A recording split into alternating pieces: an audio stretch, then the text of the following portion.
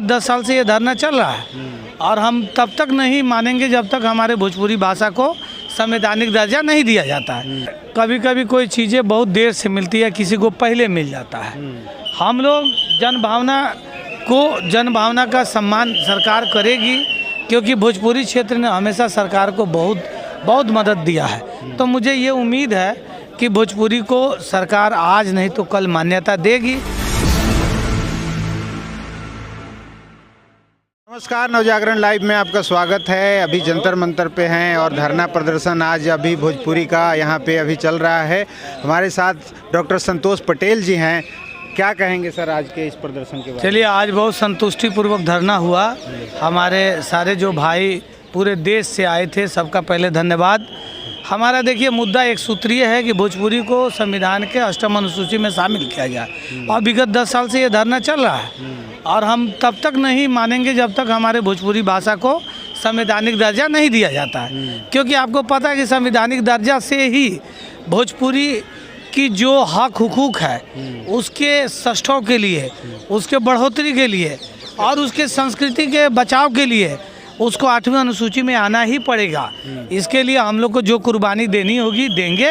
जिस तरह से हम लोगों को सरकार को मनाना पड़ेगा, अनुनय विनय अभी चल रहा है, शांतिपूर्वक तरीके से इसको हम लोग आगे बढ़ाते रहेंगे और कोशिश हमारी यही है कि सरकार हमारी बात को सुने, हमारे बात को माने और भोजपुरी को संविधान के 8वीं अनुसूची में शामिल करें। 10 साल हो गया है, लंबा समय हो गया, 26वां धरना, क्या लग रहा है? देखिए, कभी कभी कोई चीज़ें बहुत देर से मिलती है, किसी को पहले मिल जाता है।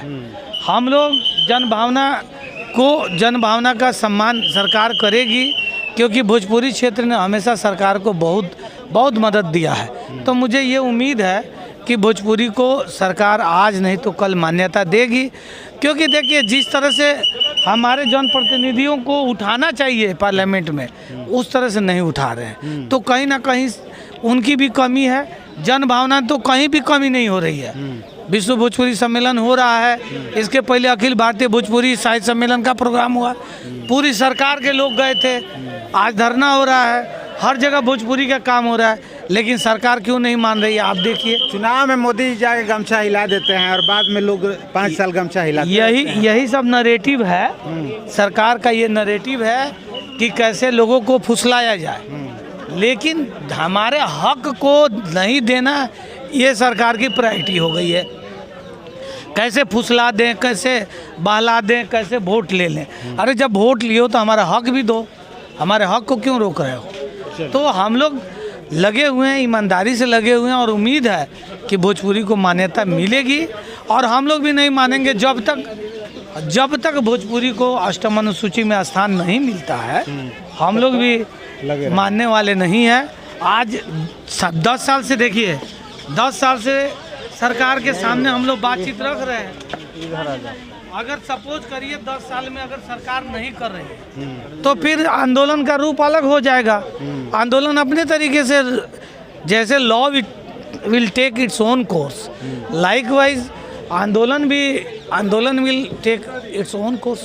हम लेंगे, हम उस तरह का डिसीजन लेंगे। कार्यकारिणी में भोजपुरी जन जागरण अभियान की कार्यकारिणी सक्षम है कि पूरे देश में एक साथ आंदोलन चला ले।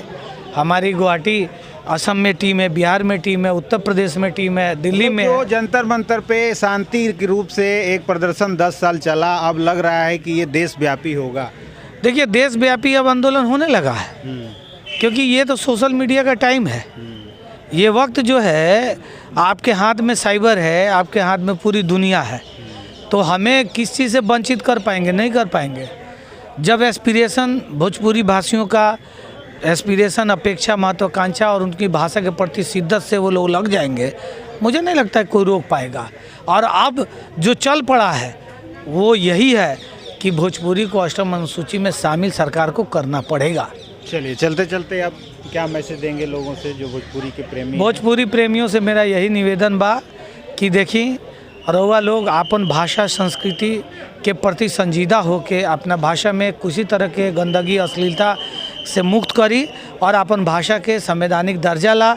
जहाँ रही वही जन से रउआ प्रभावी तरीका से बात के उठाई अपना अपना जनप्रतिनिधि के ऊपर प्रेशर दी, दबाव डाली और उनका बताएं कि भैया इस भाषा के ना रहुआ शामिल करे तो अगला बार वोटो रहुआ के हम ना दें। पूरी जन जागरण अभियान एगो प्रेशर ग्रुप है, ये बात के जान ली कि जब सरकार अप्रोप्रिएट करेला तो 20-20 लाख के 50 लाख के 2 करोड़ के प्रोग्राम करावेला। अभी तक लेकिन धरना प्रदर्शन कर चुके हैं आप लोग? अभी तक हमारा जो है 26 धरना, आज के मिला के 26 धरना हो गया और प्रदर्शन हो गया। 26 में, आज को मिलाकर के 26 में, उससे पहले 25 हुआ, क्या रिजल्ट निकल के आयल बा? निकल के आयल बा कि अब सरकार के यहाँ से भी आवाज़ निकले लागल बा। सरकार के लोग भी पार्लियामेंट के अंदर सवाल पूछा था। अभी RCP सिंह, का नाम RPN सिंह ने क्वेश्चन किया, समाजवादी पार्टी ने लोकसभा में क्वेश्चन किया। अभी बिहार में बहुत बड़ा प्रोग्राम भइल, पूरा बीजेपी के टीमें वजन पहुँचा रहे। 2 दिन से देवरिया में विश्व भोजपुरी सम्मेलन के प्रोग्राम होता, पूरा बीजेपी के सत्ता के लोग वहाँ पहुँचल बा। तो सवाल ये बा कि कहीं ना कहीं से प्रेशर ग्रुप तो काम करत है ना, तो प्रेशर ग्रुप के महत्व ये बा। ड्यू के पाठ्यक्रम में पढ़ावल जात बा भोजपुरी, देखिए अनुसूची में नहीं लागल बा। रउआ जानकारी खतरा बता देता नहीं, रउआ अच्छा सवाल करनी, धन्यवाद। भारत के ना दुनिया के सबसे बड़ा विश्वविद्यालय इग्नू है, ओकरा अंदर भोजपुरी भाषा केंद्र बा। दुनिया के जानल मानल विश्वविद्यालय बनारस हिंदू विश्वविद्यालय, ओकरा अंदर भोजपुरी भाषा केंद्र बा। नालंदा ओपन यूनिवर्सिटी के अंदर भोजपुरी भाषा केंद्र बा। ओकरा अलावा BR अम्बेडकर बिहार विश्वविद्यालय के अंदर भोजपुरी भाषा केंद्र बा। जयप्रकाश नारायण छपरा विश्वविद्यालय में भोजपुरी भाषा केंद्र बा। और वीर कुंवर सिंह विश्वविद्यालय आरा में भी भोजपुरी भाषा केंद्र बा। एकरा इतर रउआ देखें तो त्रिभुवन विश्वविद्यालय काठमांडू में और MGI जो महात्मा गांधी इंस्टीट्यूट मोका मॉरिशस में भी भोजपुरी के पढ़ाई होला, रिसर्च होखेला।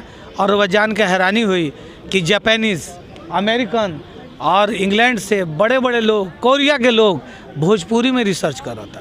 जब इतना यूनिवर्सिटी में, विश्वविद्यालय में लागू बा ये भाषा, तो कहेंगे इतना जद्दोजहद कर पड़ता? कोई जद्दोजहद नहीं है। भारत में भाषा के संवैधानिक दर्जा देवेला कोनो तरह के पैरामीटर नहीं है। या तो जनभावना से ही होखेला या पॉलिटिकल जो राज सत्ता चाहेला। अब डोगरी के तो कोनो आंदोलन ना भइल, लेकिन राज सत्ता चाहलक तो हो गई। और वे संथाली के लोग रोड पे आके रोक देलक, कोंकणी वाला लोग रोक देलक। कृपया ध्यान दें, कोंकणी वाला कितना प्रदर्शनकारी यहाँ धरना प्रदर्शन में आए हैं। आप सभी को सूचित किया जाता है कि आपको दिया हुआ समय समाप्त हो गया है। कृपया करके जंतर मंतर परिसर को शांतिपूर्वक खाली कर दें। बंद कर दो खाली। जो भी प्रदर्शनकारी यहाँ धरना प्रदर्शन में आए हैं, आप सभी से निवेदन है, कृपया करके जंतर मंतर परिसर को शांतिपूर्वक खाली कर दें। ठीक है, धन्यवाद। तो सवाल ही नहीं के सवाल ही बटे कि हम की जन भावना के चीज़ बा, 20 करोड़ लोगन के जन भावना के बात बा।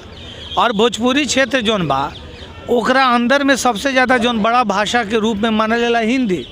तो एक इंटेलेक्चुअल लोग एगो बाइनरी खड़ा कर दिले बा कि भोजपुरी के मान्यता मिल जाए तो हिंदी कमज़ोर पड़ जाए। लेकिन ऐसा का कुछ बात नहीं कि मैथिली के मान्यता मिलल तो का हिंदी कमज़ोर हो गई।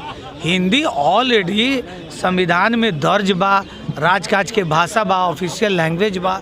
ओकरा से कोई भोजपुरी के दुराव नहीं है। भोजपुरी के मान्यता मिली। देखा जाए अगर इतिहास अगर देखा जाए तो सुमन जी क्या कुछ कहना चाहेंगे? हिंदी भाषा से भी काफी पुरानी बात। हाँ। बिल्कुल बढ़ले बा। देखिए, भोजपुरी भाषा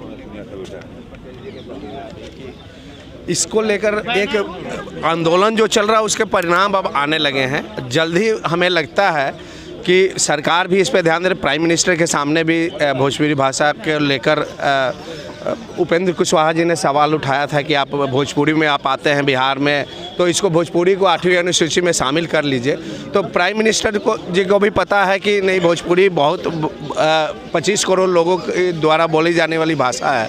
मॉरिशस जैसे देश, सुरीनाम जैसे देश में भी लोग, और वहाँ वो खुद जाते हैं और वहाँ गमछा और अपना इंडिकेशन दिखाते हैं कि ये भोजपुरी एक किसान का और भोजपुरी भाषी जो मेहनत कश लोग हैं उनकी भाषा है। तो उनके आज न कल वो ज़रूर इस पे विचार करेंगे। और मुझे लगता है कि इस पे प्राइम मिनिस्टर जल्द ही कोई न कोई संज्ञान लेकर और निर्णय लेंगे।